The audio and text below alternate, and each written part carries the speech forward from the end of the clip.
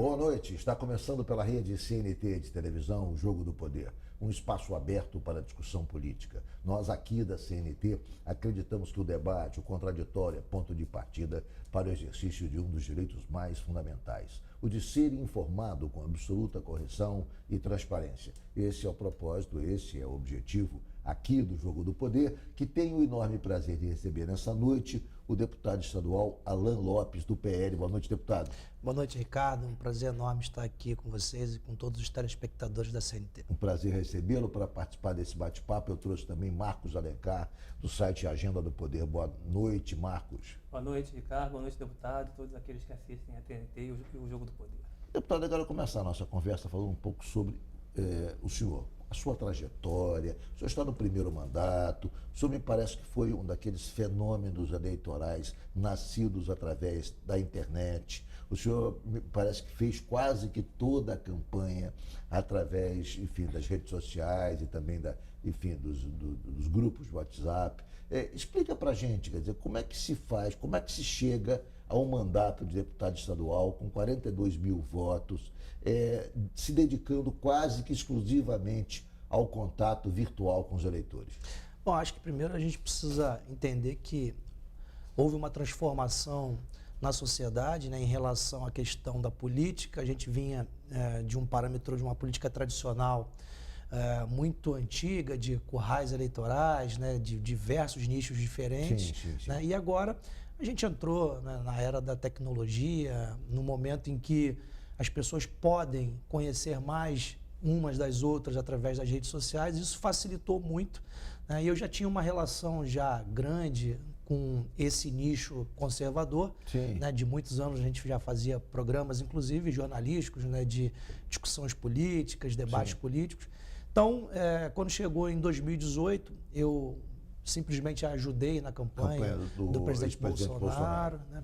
Pois é, e agora em 2022 houve um amadurecimento desse eleitor, né? Porque em 2018 ainda era tudo muito novo e as pessoas... Muita gente pegou carona. Muita gente pegou carona. Apareceu, tirou uma foto com o Bolsonaro, se elegeu naquela Pois época, hoje me parece que isso já não é assim, né? Hoje tem que ter algum tipo de trabalho, você tem que entrar nesses grupos e, enfim, cultivar esse eleitor, mostrando o trabalho, mostrando o debate, mostrando engajamento. Na verdade, houve um amadurecimento desse eleitor, né? Que não queria mais se decepcionar com esses caroneiros, né? Que os forasteiros, né, que acabaram tirando uma foto e as pessoas deram crédito a isso, mas acho que o pessoal entendeu, porque 2018 a 2022 foi... O Wilson Witzel foi um pouco isso, né? Quer dizer, foi um pouco isso, mas o Witzel ainda tinha uma trajetória, né? Era um juiz, representava... Mas politicamente era um novato. Não, o sentimento que o eleitor tinha, né? Que o Rio de Janeiro é um estado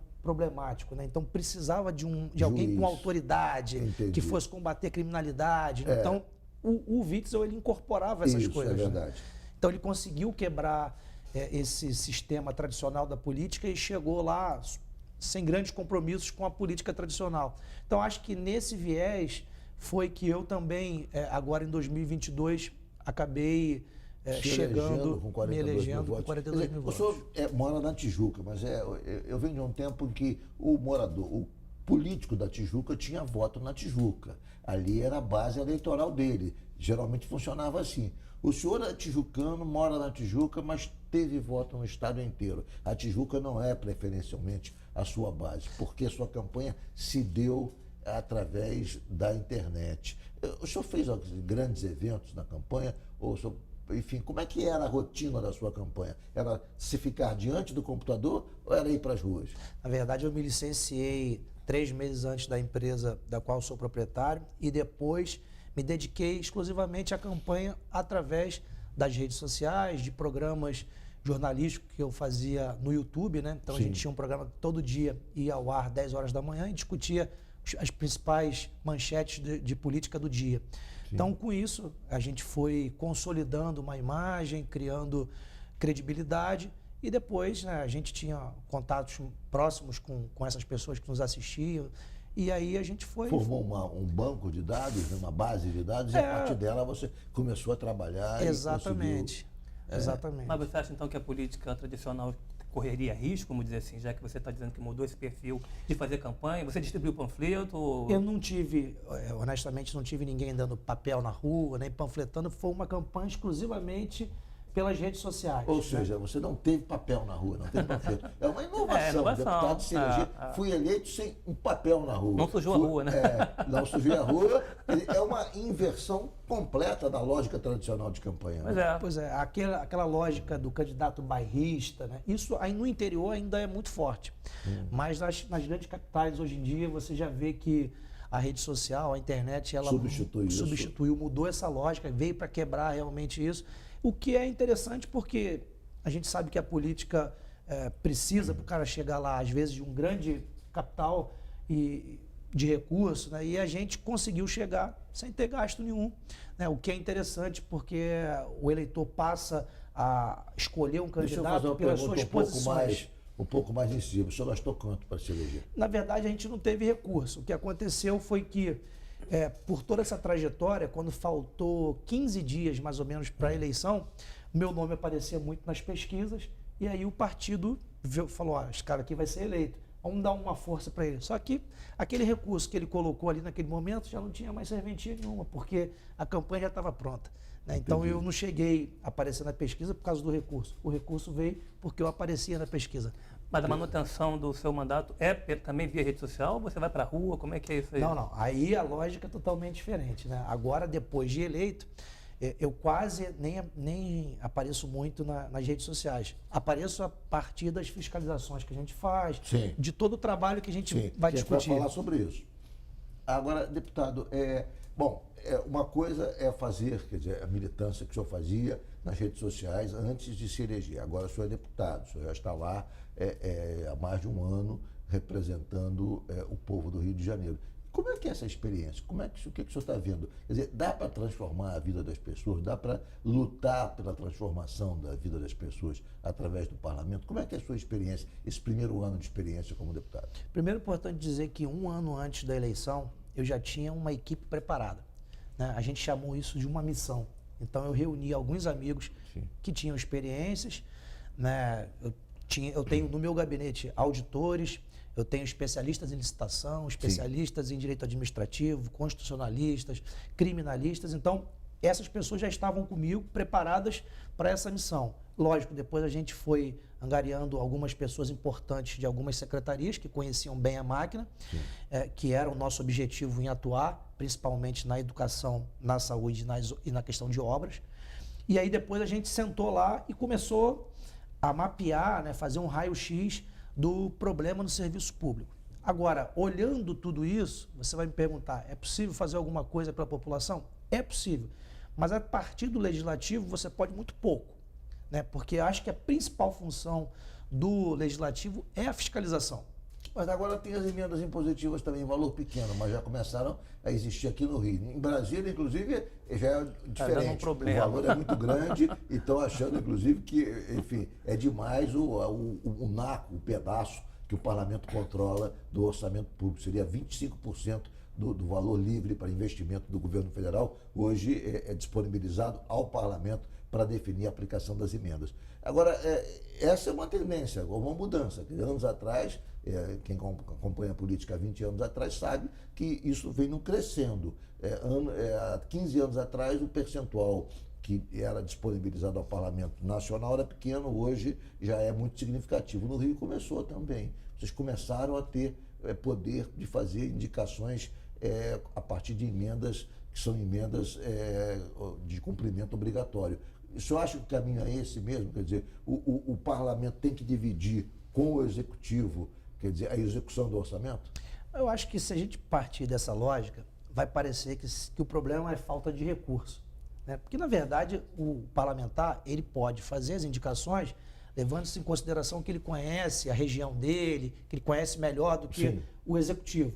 Mas acho que o grande problema não é esse, não falta recursos. Acho que o problema não é a indicação. Eu acho que é como é executado esse recurso que chega até lá, né? E como é fiscalizado.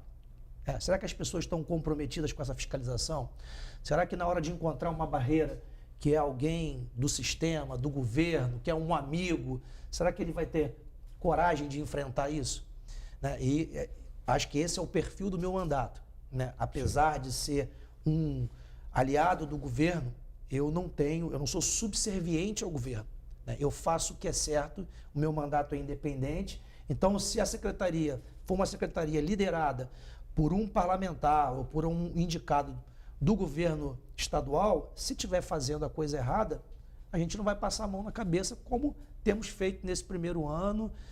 E é importante dizer que nesse primeiro ano eu protocolei 39 projetos de lei e protocolei 302 ofícios denunciando aos órgãos competentes muitos esquemas de corrupção dentro de diversas secretarias. E eu quero falar um pouco sobre esses ofícios de denúncias que o senhor fez nesse primeiro mandato. O Jogo do Poder volta em 1 minuto, hoje com o deputado Alan Lopes, do PL.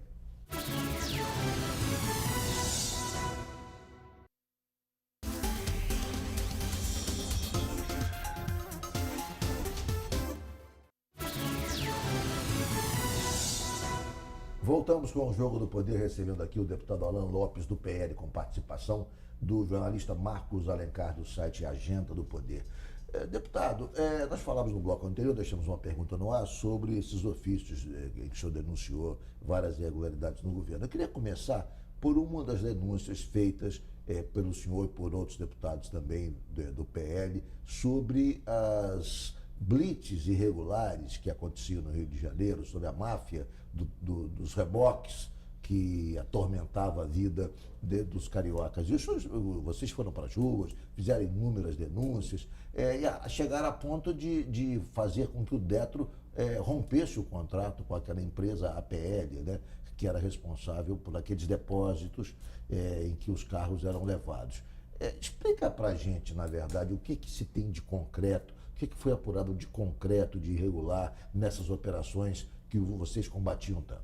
Na verdade, só é importante esclarecer que no início do ano nós fizemos um raio-x, né? Eu e a minha equipe do gabinete fizemos um raio-x sobre o principal problema do município do Rio de Janeiro. E aí nós identificamos que o grande problema... Só lembrando, o senhor preside a Comissão da Desordem Urbana. De combate à desordem. De combate à desordem urbana. Pois é, então a gente chegou à conclusão que o grande problema do Rio de Janeiro é a desordem urbana, né? E aí a gente criou uma comissão aprovada pelo presidente Rodrigo Bacelar. E aí, a partir dessa comissão, nós começamos a receber várias sugestões. E aí voltou, né, o tema das blitzes irregulares, né, porque é um tema conhecido, mas tinha dado uma arrefecida e depois voltou com força outra vez. Então, nós começamos a sair às ruas, começamos a fiscalizar para entender. Quando eu criei essa comissão, eu já pensei imediatamente que eu precisaria ter algumas pessoas ao meu lado que tivesse o perfil para esse tipo de fiscalização e que não tivesse nenhum comprometimento, nenhum telhado de vidro, porque quando você fiscaliza, você está fiscalizando o governo. Né? Então, eu convidei os deputados Felipe Poubel e Rodrigo Amorim para fazer esse trabalho de campo, né? Para que nós pudéssemos sair, porque o sucesso da fiscalização, se você perceber bem nos vídeos, eu sou o que menos apareço. Por quê? Porque o sucesso da fiscalização é você ter todo um aparato quando você chega para levantar rapidamente se aquele servidor que está ali, ele é portariado, porque nem todo servidor do Detran que está ali numa blitz, ele pode, de fato, autuar, mandar rebocar o seu carro, ele precisa ser portariado. E muitas vezes o Detran não tem funcionários portariados ali. Isso aconteceu em algumas vezes. Aí nós descobrimos, nós levantamos também, imediatamente em loco, a situação do caminhão, se o caminhão está regular, se os pneus estão regulares. Caminhão ou reboque? Caminhão do reboque. A gente precisa saber se o funcionário que está no reboque, se ele é alguém ligado ao Detro, ao Detran, se ele é um terceirizado, se tem alguém do Detro ali. Porque o que nós encontramos nessas fiscalizações é que os funcionários terceirizados de uma empresa chamada APL, que significa Administração de Pátios e Leilões, eles usavam irregularmente o lacre do Detro, um órgão oficial do governo do estado, para lacrar o carro de pessoas de maneira irregular, porque o Detro... Mas quem fazia a operação não era o Detran? O Detran... E usava o lacre do Detro? Exatamente. Por quê? Porque o Detran... São instituições independentes. O Detran não tem contrato de reboque. Quem tem o contrato de reboque no Estado é o Detro. Sim. Só que por uma irregularidade muito grande, o Detro deveria ter, no seu contrato de reboque, deveria ser para sua utilização exclusiva. Mas o Detro passou a fazer convênios de maneira irregular, Com o Detran e outros órgãos do governo. cedendo o reboque para todos os outros nichos do governo. A própria Polícia Militar estava utilizando o reboque de maneira irregular, Através desse convênio do Detran. através desse convênio irregular. E com o rompimento desse convênio, como é que ficou a situação agora? Então, e aí, o que aconteceu? Nós identificamos tudo isso, criamos uma CPI, né, porque muita gente achou que a gente ia parar simplesmente no quesito de fiscalização. Sim. Né? Eles querem fiscalizar para ter vídeo, para ter like, não era nada disso. Nós fizemos um trabalho muito sério de investigação, criamos uma CPI, convocamos o dono dessa empresa, descobrimos a partir disso que ele não tinha nenhum reboque, a operação de reboque era toda terceirizada, ele contratava, terceirizava, quarteirizava outras empresas, trazia para o nicho dele, porque o grande lance dele era leilão. Então, o que a gente descobriu? Que depois o Ministério Público fez uma operação em Barra Mansa e descobriu que o pátio estava leiloando sem autorização judicial. Leiloando os veículos? Os veículos apreendidos sem autorização judicial. Isso é um absurdo. E existe uma determinação também. Quanto mais apreensões, mais material para leilão havia, né? Exatamente. E a lei também diz que o prazo mínimo são 60 dias para você leiloar o veículo. Agora, o que você tem no Brasil hoje, em termos de judiciário, que anda em 60 dias? É impossível você conseguir concluir rápido, deputado, um processo exatamente. para leiloar um bem em 60 dias. Do seu carro em 60 dias. Porque você precisa ser citado. Muitas vezes o oficial de justiça não consegue te encontrar. Havia casos de veículos leiloados em 70 2 meses? Em menos de 60 dias. Não, mas aí menos de 60 dias. Uma aberração. Uma aberração. E dentro desses pátios, nós encontramos todos os tipos de irregularidades. Placas. Teve um pátio que nós entramos, que foi o de Seropédica. Nós encontramos umas centenas, para não falar milhares de placas jogadas lá. Tinha placa até de carro oficial do governo. Nós encontramos viaturas da Polícia Militar lá dentro. No último que nós fomos, em Caxias, nós encontramos um posto de combustível clandestino.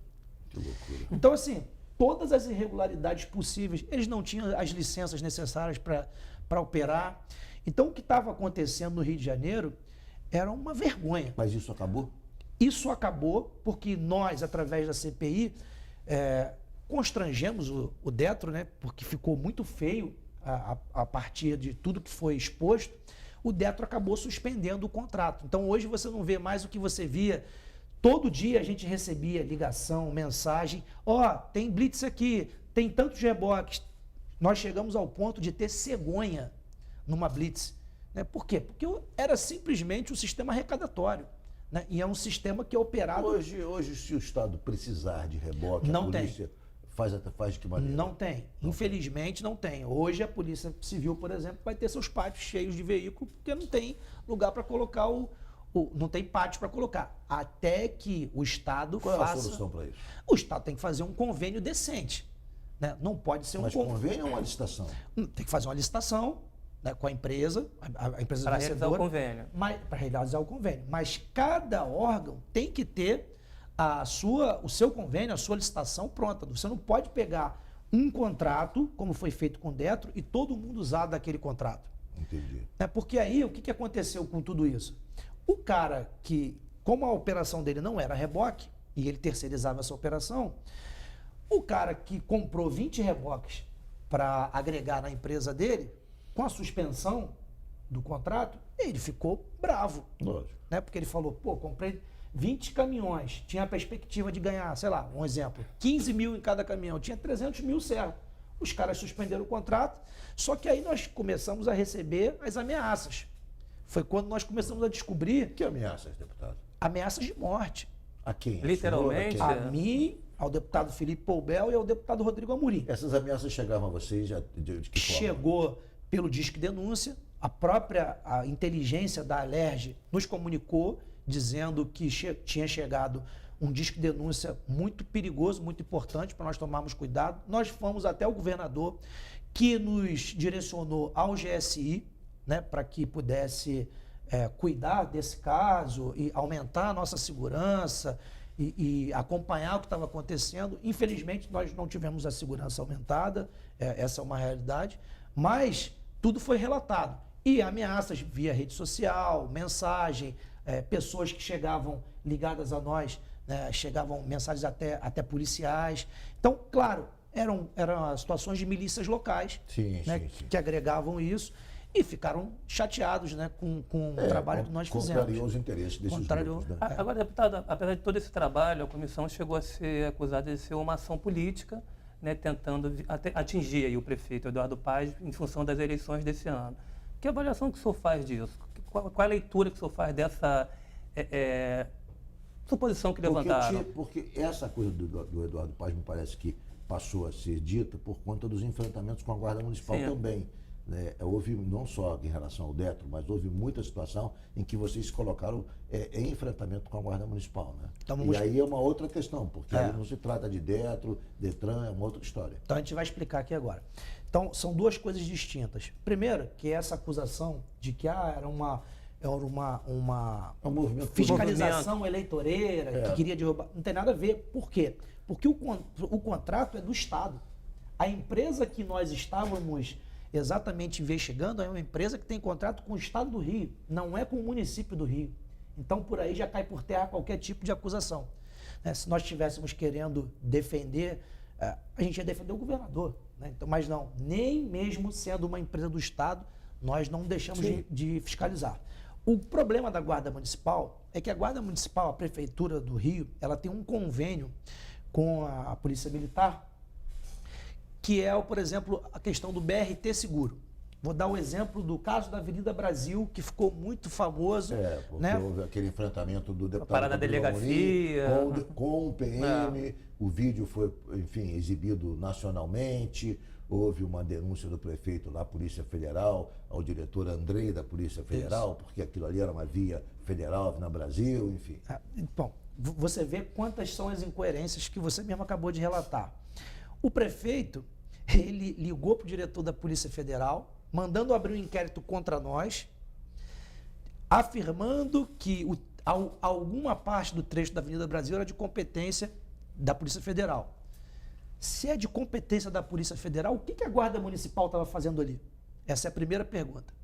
Então, na verdade, a Guarda Municipal não tem competência para estar ainda que seja numa via exclusiva da Avenida Brasil, para fazer operação prendendo o carro.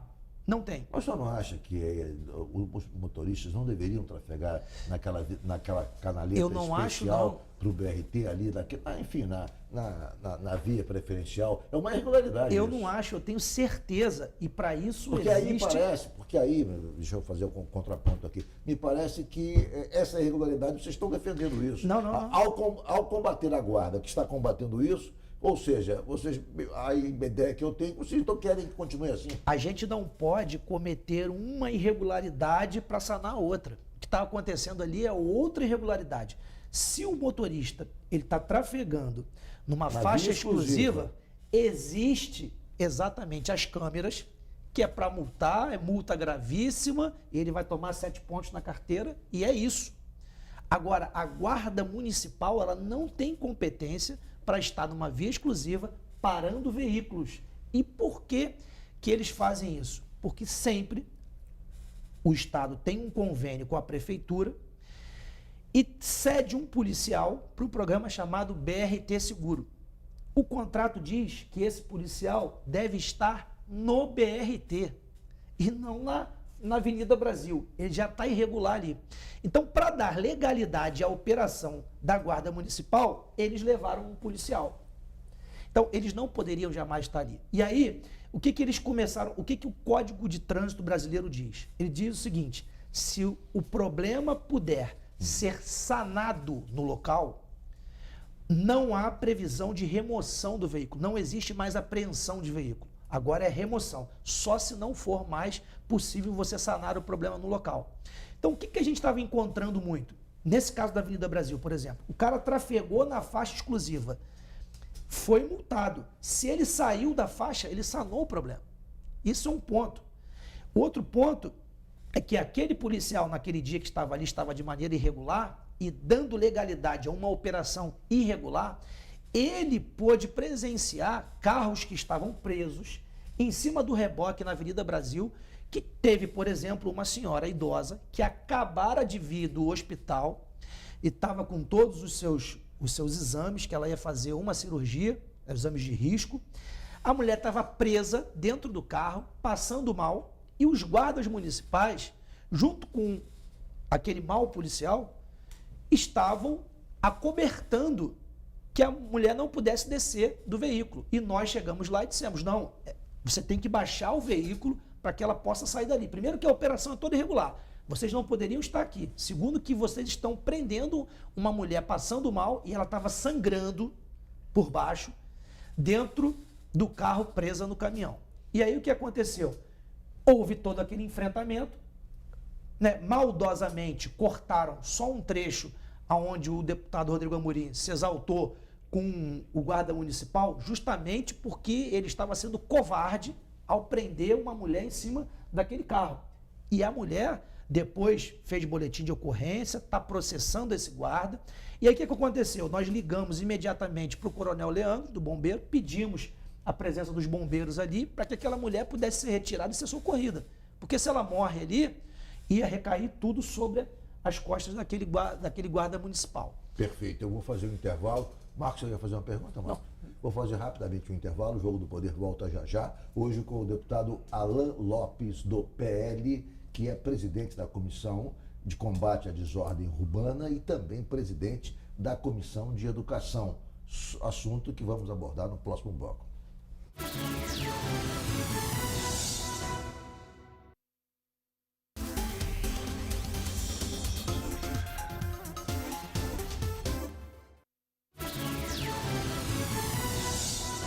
Voltamos com o Jogo do Poder, recebendo aqui o deputado Alan Lopes, do PL, com participação de Marcos Alencar. Deputado, outro assunto. O senhor denunciou, e foi noticiado também no site Agenda do Poder, o fato de que há irregularidades no projeto de recuperação dos CIEPs, daquele EPTEC, né?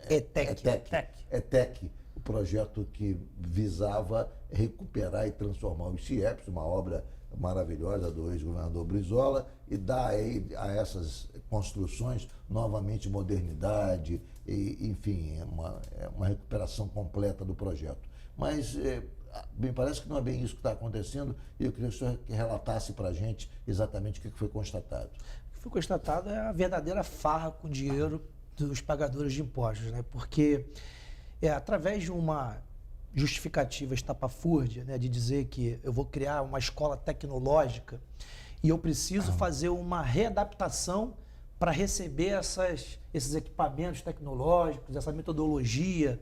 E, na verdade, o que você visualiza aí criaram, né, disseram que inspirados no Niemeyer, precisava pintar todos os CIEPs de branco.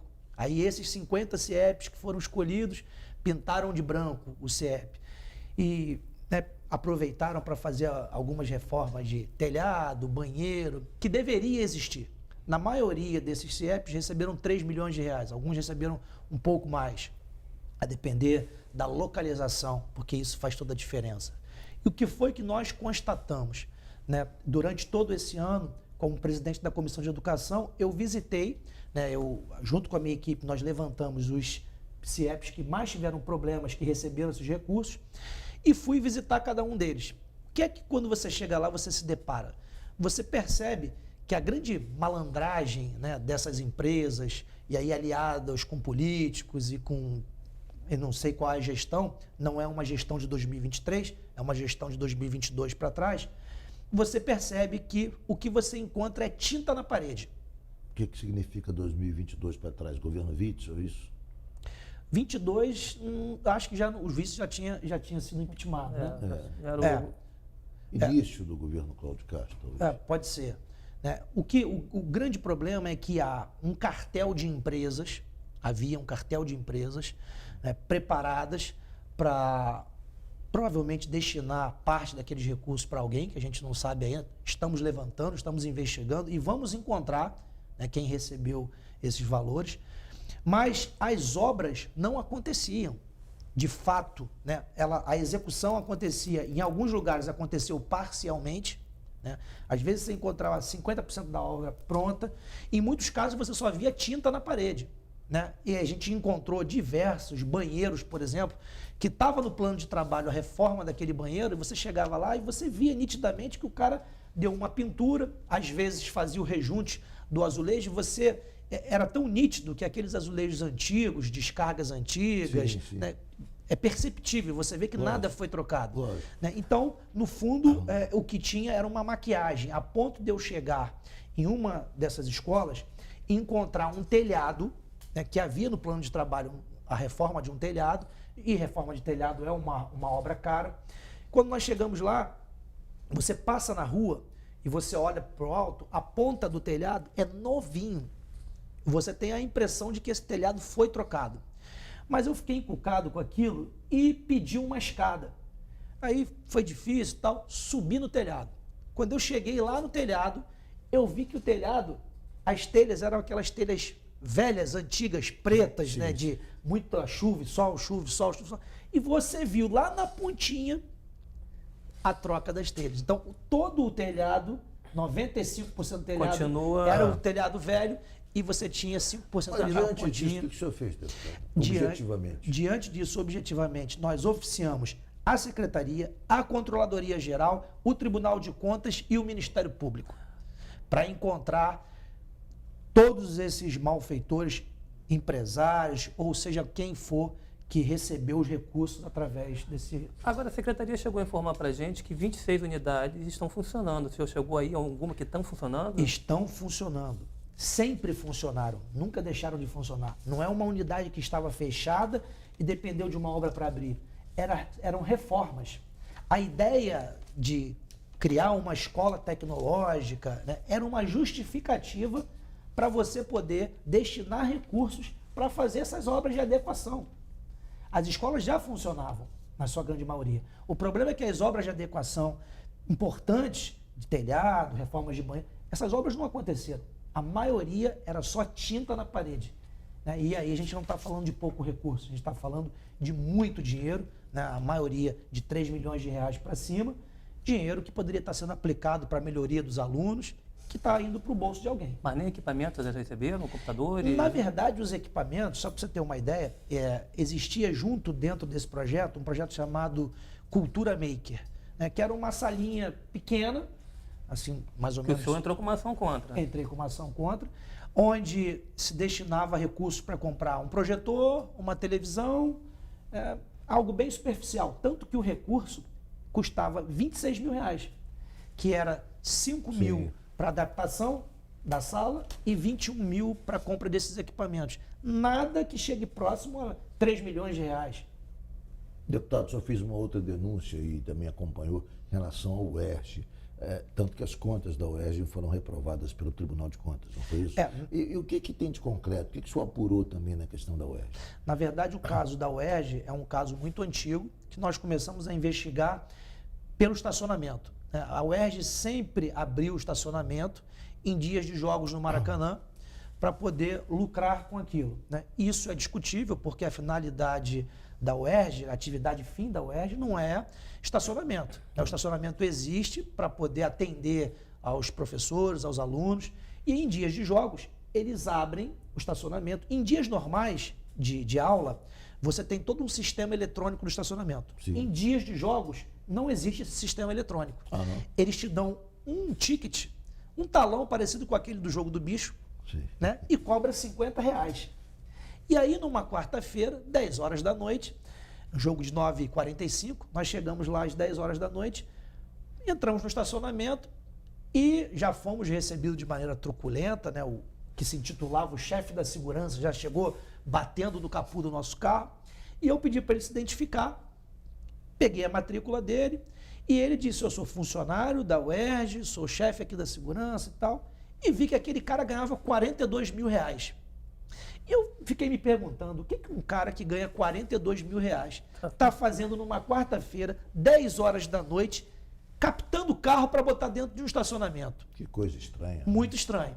E aí, né, começou aquela confusão, porque sempre onde tem problema tem confusão, e aí nós identificamos os outros servidores que estavam ali no dia e descobrimos que, além desse cara que se intitulava o chefe da segurança, mais os outros servidores, eles já estavam arrolados no inquérito desde 2017 pelo Ministério Público por peculato. E aí nós começamos a entender que fazia sentido todas as investigações que nós estávamos fazendo. E aí pedimos para ver o borderô, não conseguimos, foi uma luta, foi uma confusão, até que nós não queríamos adentrar as dependências da universidade, para não dizer que nós estávamos invadindo, né? Mas diante desse cenário, nós chamamos o prefeito da universidade e fomos ver. Quando nós chegamos lá, tinha um saquinho, assim, azul, com um bolo de dinheiro, né? Acho que quase 50 mil reais, que era a arrecadação do dia, tudo anotado à mão de caneta em papel de pão. Que loucura. Esse foi o primeiro episódio. Foi o ponto de partida dessa. Foi o ponto de partida. Depois, investigando mais um pouco, nós descobrimos, né, que havia uma farra do uso do cartão corporativo. De maneira que a própria controladoria aponta uso do cartão corporativo para saque na boca do caixa de milhares de reais, compras em joalheria, compras de terno de grife. Mas quem estaria usando o cartão corporativo? Então, aí... Quem são as pessoas que usavam de maneira irregular o cartão corporativo? A UERJ ela tem diversas contas. E o reitor determina quem são os gestores de cada conta. Então, a gente acredita que sejam os gestores. A Globo chegou a fazer uma matéria mostrando compra de brinquedos por uma funcionária, mas aquilo era fichinha perto do que a gente encontrou. Uma coisa importante é dizer que, nesse caso do estacionamento da UERJ, a própria controladoria concluiu e encaminhou para o Tribunal de Contas que, num determinado período, a UERJ declarou ter recebido um X de valor e depositou na conta menos quase R$1 milhão nesse período. Do estacionamento? Do estacionamento. Ou seja, o que prova exatamente que há um grande esquema, porque até agora não foi interrompido. E por que houve essa... Vocês encaminharam denúncia ao Ministério Público? Encaminhamos ao Ministério Público, ao Tribunal de Contas, à Controladoria e à Procuradoria, né? Porque isso não é novo. Mas nunca teve ninguém com coragem para enfrentar esse problema. Essa é uma realidade. E quem opera esse esquema paralelo de estacionamento da UERJ? Olha, ainda não identificamos, né, quem é o grande mentor, mas já identificamos servidores que estão desde 2017 participando desse esquema. E os valores depositados, então, na conta da UERJ a respeito da arrecadação desse estacionamento foram a menor? A menor, quase menos R$1 milhão, num período em que o estacionamento era R$15. Se nós trouxermos para agora, que custa R$50, é só a gente fazer a multiplicação desses valores. Então, esse é um grave problema que nós encontramos. Mas, além disso, há outros 70 apontamentos da própria controladoria para embasar o pedido de reprovação das contas da UERJ. Quais são os mais relevantes? Eu vou citar aqui 3. Um deles é: parem de pagar a mortos. Cessar o pagamento em nome de falecidos, é assim que está lá. Né? E isso eles vêm fazendo recorrentemente. Continua a pagar? Ano após mortos? ano. Parem de pagar os mortos. E não param de pagar os mortos. Então, quantos mortos tem lá? A UERJ ainda estamos trabalhando para descobrir o número exato de mortos, né, supostamente mortos, que estão recebendo esses valores. O segundo ponto, o próprio estacionamento é um questionamento. Sim. O terceiro ponto é que eles pedem para que a UERJ apresente o ABITS, porque a UERJ não tem ABITS. Né, uma loucura. E são 70 pontos assim, bastante escandalosos, para apontar para o Tribunal de Contas, pedindo, então, a rejeição das contas da UERJ. Pela primeira vez na história da UERJ, do Rio de Janeiro, a controladoria, a partir das nossas investigações e denúncias, pediu ao Tribunal de Contas, né, deu o seu relatório final pelo parecer da reprovação das contas da UERJ. O senhor ainda está impedido de entrar na universidade? Pois é, apesar de todo esse trabalho, né, nós ainda recebemos, né, uma ação num plantão judicial Que impediu. conseguiram uma liminar. O senhor e todos os outros dois deputados. Para que impedisse que eu e os deputados Felipe Poubel e Rodrigo Amorim adentrassem nas dependências da universidade para fiscalizar. Agora, por quê? Está aqui a resposta. Ok, vamos a um rápido intervalo. O Jogo do Poder volta em 1 minuto, hoje com o deputado Alan Lopes, do PL.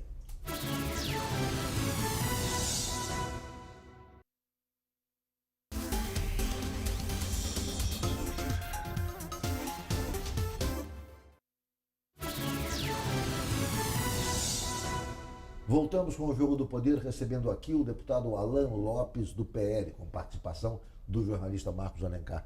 Falávamos no bloco anterior da UERJ, deputado. O senhor parece que tem mais alguma coisa para acrescentar ao que o senhor já disse sobre as investigações que o senhor está fazendo a respeito das atividades da universidade. O que tem de novo, deputado? São 3 blocos diferentes. Esse terceiro bloco é o bloco dos projetos, né, que ficaram muito conhecidos. Um deles chamava-se Na Régua. Era um projeto do governo do Estado, inclusive, pois é, da Secretaria de Obras do governo do Estado. Exato. Era um projeto que era para reforma de casas. Sim. Né? Um projeto que foi feito pela UERJ. Na época, inclusive, o deputado Max Demos era secretário, ele estava executando esse projeto na Régua. Não sei quem era a pessoa à frente à época, né? Mas o que nós descobrimos dentro desse projeto é que o projeto ele recebeu em torno de 61 milhões de reais para a reforma de casas. E nós descobrimos que 54 milhões foram gastos com contratação de pessoal e o restante foi gasto em compra de tablets, ou seja, nenhuma casa foi reformada. Essa é uma outra denúncia que nós fizemos ao Ministério Público, ao Tribunal de Contas e à Controladoria. Mas esse é um projeto do governo do Estado feito através da UERJ, é isso? Feito através da UERJ, como muitos outros, né? O grande problema, a grande farra aconteceu nesses projetos que foram para a UERJ, porque de recursos descentralizados... Você acha que o problema está na UERJ, então? Bom, está na UERJ e está também em quem inventa esses projetos, que na verdade a finalidade parece boa, mas no fundo, né, o que eles querem é tirar o recurso dali. E a UERJ recebeu quase 2 bilhões de reais em recursos descentralizados para execução de projetos parecidos como esse. São diversos projetos, né? Um monte se tornou escândalo, né? E esse é um deles que nos deixa muito sensibilizados, mas quero dizer à população do Rio de Janeiro que nós vamos pegar esse criminoso que não executou o que deveria ter executado nos projetos. Esse fatalmente vai ser preso. Deputado, vamos falar um pouco de política.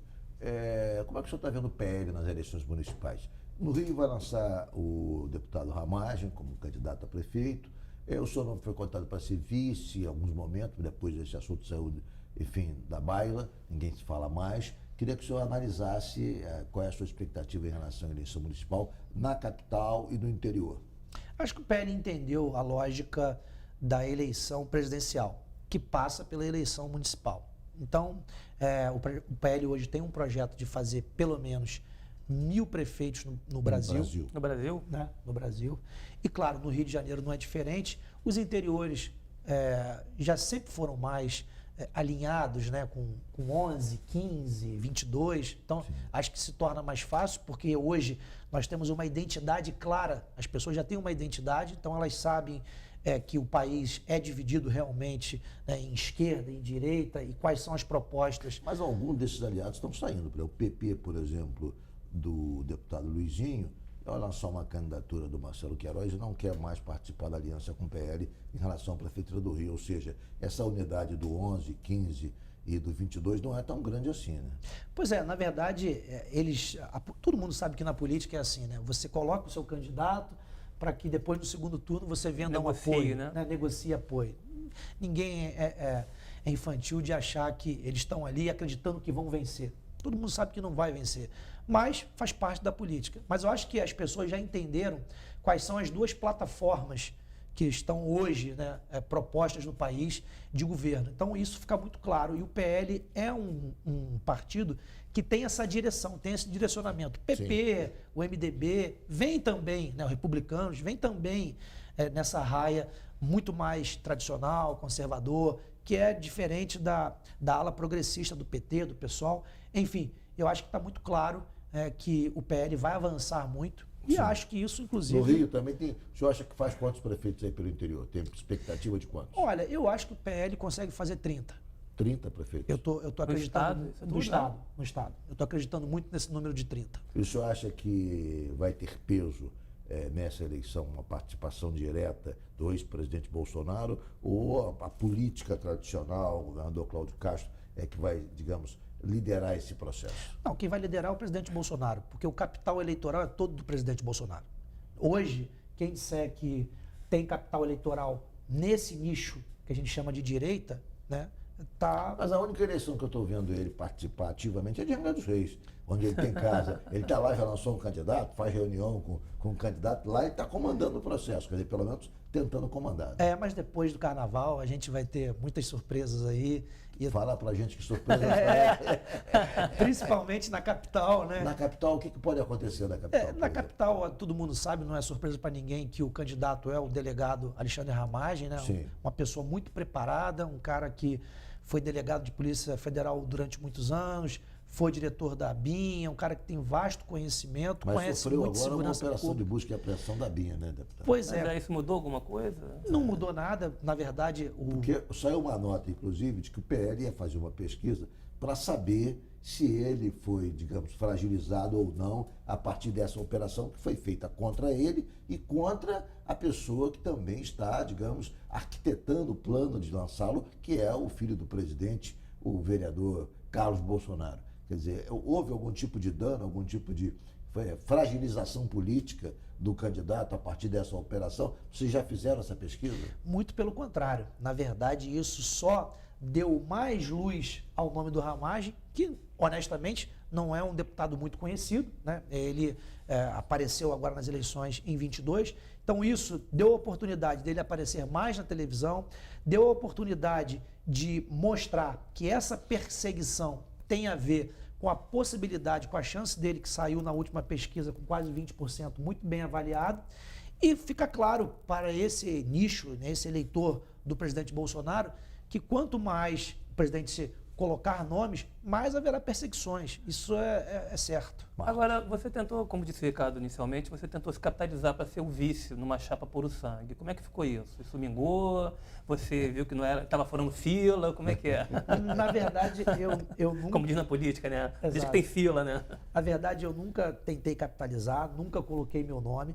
Por quê? Porque, na verdade, eu tenho uma identidade muito forte com a capital. Quase todos os meus votos foram na capital. Né? Então, quase não tive voto no interior. Assim como o general Pazuello, que teve bastante voto na capital também. Mas, é claro, você não ia ter um general Pazuello como vice. Né? Então, assim, o meu nome era um deputado de primeiro mandato, tinha identidade com a capital, então ser vice, para mim, não teria o menor problema. Mas eu acredito, honestamente, e isso foi uma ideia do próprio partido que enxergou isso, né, e colocou meu nome, mas eu acho que eu posso contribuir muito mais aqui no parlamento estadual, ganhando mais experiência, mostrando ao povo muito mais coisas ainda que a gente vai revelar ao longo desses 4 anos, me preparar para, quem sabe, num segundo mandato ou na sucessão do futuro prefeito delegado Ramagem, está pronto para assumir a Prefeitura do Rio de Janeiro. Deputado Alan Lopes, foi um prazer enorme recebê-lo nessa noite aqui no Jogo do Poder. Nosso tempo se esgotou, mas esperamos que volte em outro momento para darmos continuidade a essa conversa. Sempre às ordens. Muito obrigado pelo convite. Um abraço a todo o povo do Rio de Janeiro. Muito obrigado também, Marcos Alecá, por ter comparecido. Até a próxima. Muito obrigado você que acompanhou o Jogo do Poder de casa. O Jogo do Poder, como sempre, volta no próximo domingo às 10h30. Muito obrigado pela sua audiência. Tenham todos um bom final de domingo, uma boa semana e até lá.